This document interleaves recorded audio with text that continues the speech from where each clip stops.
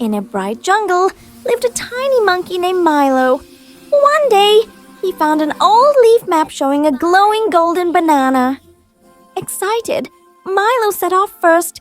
He crossed a wobbly bridge over a sparkling river. Step by step, he moved carefully, smiling with excitement. Then, he entered a magical forest. The trees seemed to whisper secrets, guiding him along the path.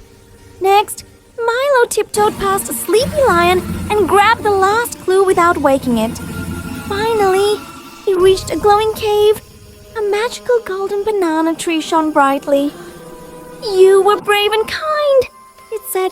"This treasure is yours." Milo shared the magical bananas with all his friends. Everyone laughed and played, learning that the real treasure is sharing joy. The end.